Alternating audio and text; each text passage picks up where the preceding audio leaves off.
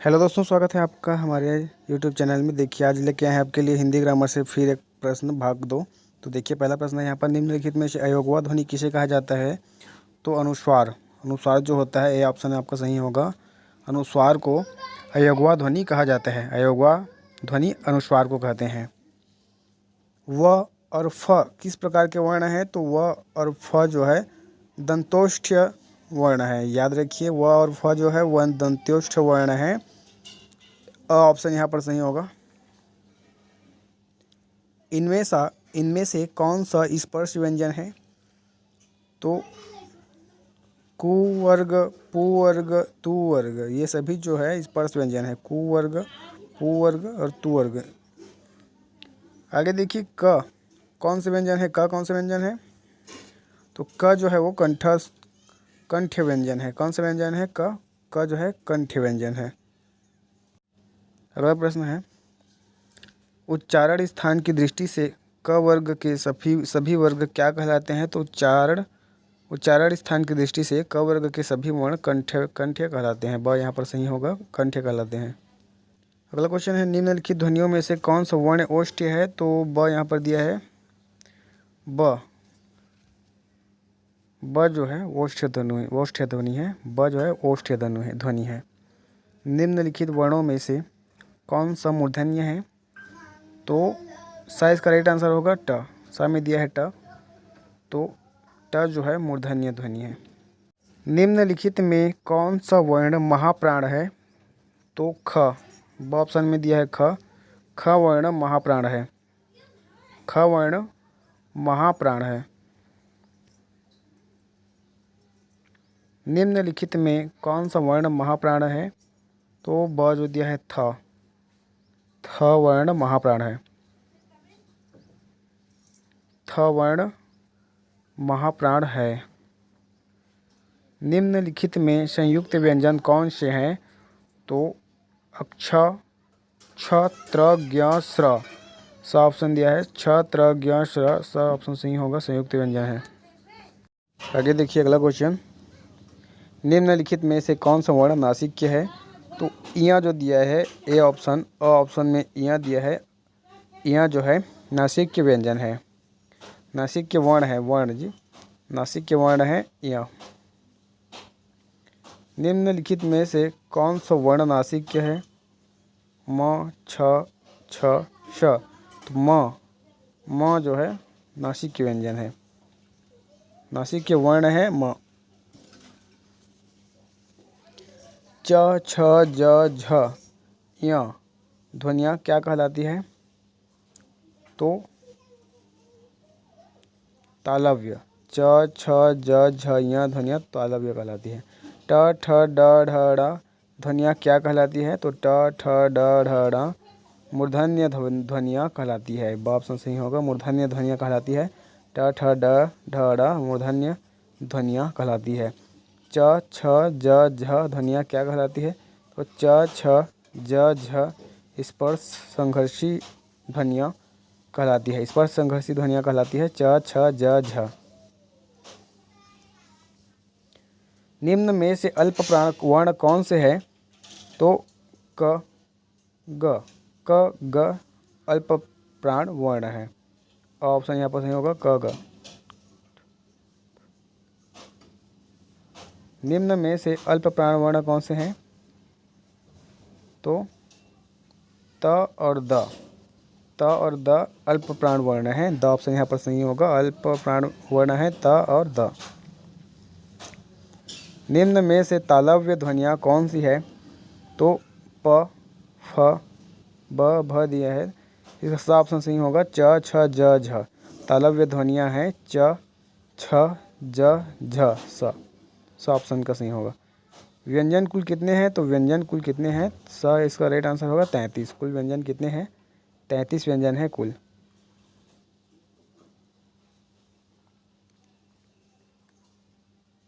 निम्न में से घोष वर्ण कौन सा है? तो ज। ब ऑप्शन यहाँ पर सही होगा, ज जो है घोष वर्ण है। आगे देखिए, घोष वर्ण है इसमें से ज। ब ऑप्शन सही होगा। अगला क्वेश्चन देखिए आगे, निम्न में से घोष वर्ण कौन से हैं? तो घोष वर्ण है इसमें से ग और घ, ब ऑप्शन यहाँ पर सही होगा। ग घ घोष वर्ण है, कौन से हैं? ब ऑप्शन सही होगा। ग और घ घोष वर्ण है। हिंदी वर्णमाला में मूल स्वर कितने हैं? तो हिंदी वर्णमाला में मूल स्वर हैं आपके 4। मूल स्वर कितने हैं? तो मूल स्वर हैं 4। स ऑप्शन यहाँ पर सही होगा। हिंदी वर्णमाला में मूल स्वर 4 हैं। निम्न में से महाप्राण वर्ण कौन से हैं? तो निम्न में से महाप्राण वर्ण कौन से हैं? महाप्राण वर्ण हैं आपके स, स ऑप्शन यहाँ पर सही होगा। महाप्राण वर्ण है। आगे देखिए अगला क्वेश्चन, छ झ किस प्रकार के व्यंजन है? तो छ और झ जो है स्पर्श संघर्षी व्यंजन है। ऑप्शन यहाँ पर सही होगा। छ और झ स्पर्श संघर्षी व्यंजन है। अगला क्वेश्चन है, शब्दकोश में कौन सा शब्द सबसे पहले आएगा? तो शब्दकोश में जो है जो सा ऑप्शन दिया है कांच, कांच, कांच जो है ये शब्दकोश में सबसे पहले आएगा।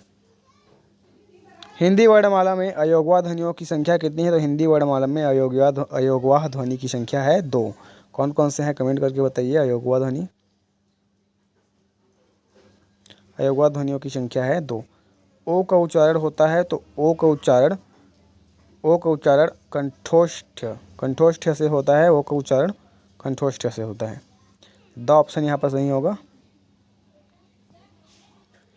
सदैव एक वचन में कौन सी संज्ञा होती है? तो सदैव जो है एक वचन में भाववाचक संज्ञा होती है। ऑप्शन यहाँ पर सही होगा। भाववाचक संज्ञा सदैव एक वचन में होती है।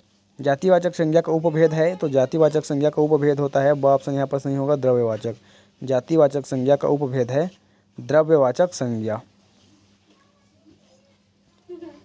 आगे देखिए, महामना जी ने काशी हिंदू विश्वविद्यालय की स्थापना की। तो कौन सा यहाँ पर संज्ञा है? तो व्यक्तिवाचक संज्ञा है। महामना जी ने काशी हिंदू विश्वविद्यालय की स्थापना की, इसमें व्यक्तिवाचक संज्ञा है। अगला देखिए, देश में अनेक विभीषण पैदा हो गए हैं। तो देश में अनेक विभीषण पैदा हो गए हैं, इसमें कौन सा संज्ञा है? तो इसमें जातिवाचक संज्ञा के बारे में बताया गया है। देश में अनेक विभीषण पैदा हो गए हैं, जातिवाचक संज्ञा का उदाहरण है। बालकों अच्छाइयों को अपनाना सीखो, तो इसमें कौन सा है? तो इसमें भी है जो जातिवाचक संज्ञा होगा। बालकों अच्छाइयों को अपनाना सीखो जातिवाचक संज्ञा है। अगला देखिए, सोहन किसी की बुराई नहीं करता। सोहन किसी की बुराई नहीं करता में कौन सा संज्ञा है? तो सोहन जो है किसी की बुराई नहीं करता, इसमें है भाववाचक संज्ञा, क्योंकि सोहन किसी की बुराई नहीं करता, ये उसकी भाव है, भावना को व्यक्त कर रहा है। पांडव दुर्योधन की चालों को समझ गए, तो इसमें कौन सा संज्ञा है जी? तो राइट आंसर होगा इसका, पांडव जो है दुर्योधन की चालों को समझ गए, इसमें जातिवाचक संज्ञा है। इसमें क्या है? जातिवाचक संज्ञा है। गुरु जी का व्याकरण आज भी प्रमाणिक है, इसमें कौन सा संज्ञा है? तो गुरु जी का व्याकरण आज भी प्रमाणिक है, इसमें है व्यक्तिवाचक संज्ञा, व्यक्तिवाचक संज्ञा इसमें। गीत के सपनों का सौदागर आया है, कौन सा संज्ञा है? तो गीत के सपनों का सौदागर आया है में जातिवाचक संज्ञा है। गीत के सपनों का सौदागर आया है में जातिवाचक संज्ञा है। इस देश में हरिश्चंद्र घटते जा रहे हैं, तो इसमें कौन सा संज्ञा है? इसमें है जातिवाचक संज्ञा, इसमें भी है। देश में जो है, इस देश में हरिश्चंद्र जो है घटते जा रहे हैं, तो इसमें जातिवाचक संज्ञा है। आल्प्स पर्वत यूरोप का हिमालय है, इसमें कौन सा संज्ञा है? तो आल्प्स पर्वत जो है, आल्प्स पर्वत जो है यूरोप का हिमालय है, इसमें जातिवाचक संज्ञा की बात हो रही है। नेताजी अब नहीं रहे, तो इसमें कौन सा संज्ञा है? तो नेताजी अब नहीं रहे में क्या है? व्यक्तिवाचक संज्ञा है।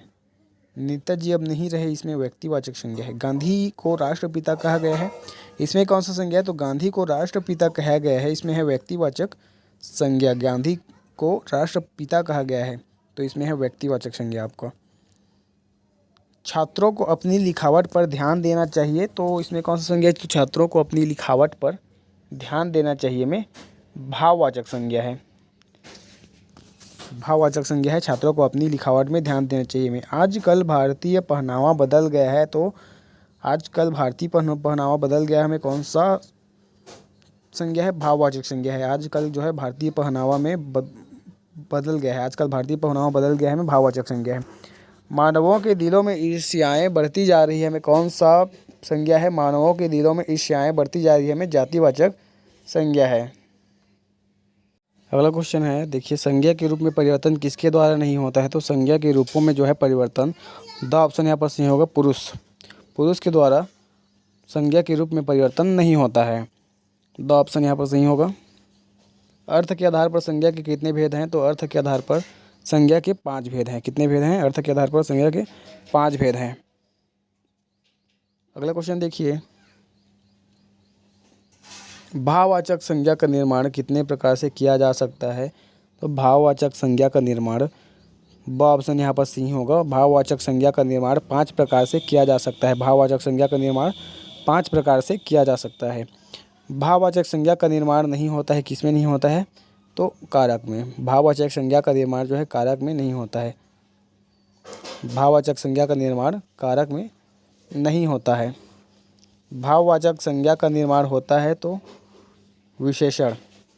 भाववाचक संज्ञा का निर्माण होता है विशेषण में, ऑप्शन सही होगा यहाँ पर। वात्सल्य भाववाचक संज्ञा का निर्माण हुआ है तो वात्सल्य जो है जातिवाचक संज्ञा, वात्सल्य जातिवाचक संज्ञा से भाववाचक संज्ञा का निर्माण हुआ है। लकड़ी शब्द में संज्ञा बताइए, तो लकड़ी शब्द में जो है द्रव्यवाचक संज्ञा होगा। लकड़ी शब्द में द्रव्यवाचक संज्ञा होगा।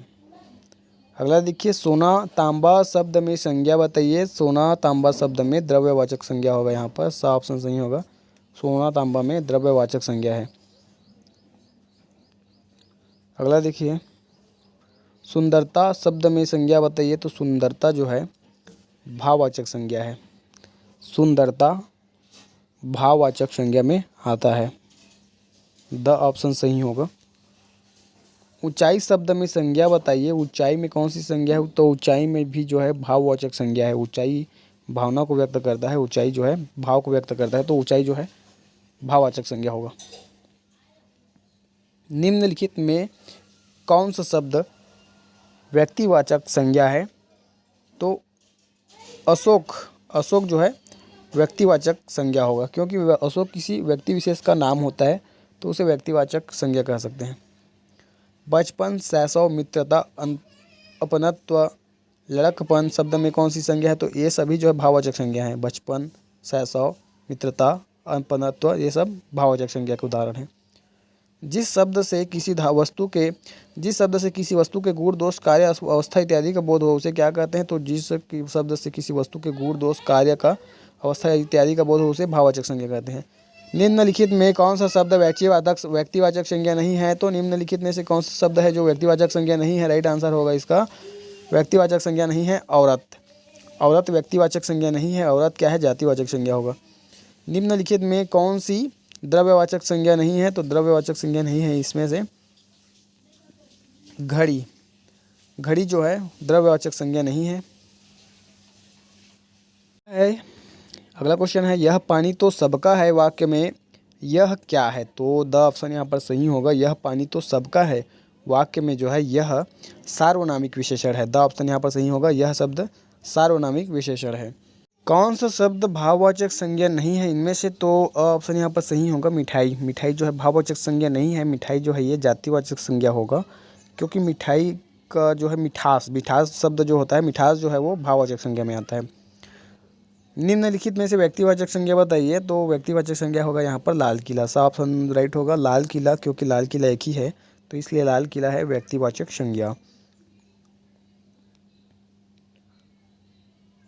निम्नलिखित में से कौन सा शब्द व्यक्तिवाचक संज्ञा है? तो राइट आंसर है इसका ताजमहल, सा ऑप्शन यहाँ पर सही होगा। ताजमहल जो है व्यक्तिवाचक संज्ञा है, क्योंकि इसमें व्यक्ति विशेष के बारे में बताया गया है।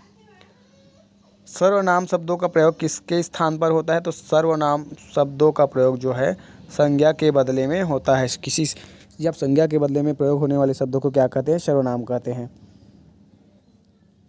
पुरुषवाचक सर्वनाम के कितने उपभेद हैं? पुरुषवाचक सर्वनाम के 3 उपभेद हैं। पुरुषवाचक सर्वनाम के 3 उपभेद हैं। निम्नलिखित शब्दों में से कौन सा शब्द पुरुषवाचक सर्वनाम के अंतर्गत रखा जा सकता है? तो ऑप्शन यहाँ पर सही होगा मैं। निम्नलिखित शब्दों में से मैं शब्द को पुरुषवाचक सर्वनाम के अंतर्गत रखा जा सकता है। सर्वनाम शब्दों का प्रयोग भाषा में क्यों किया जाता है?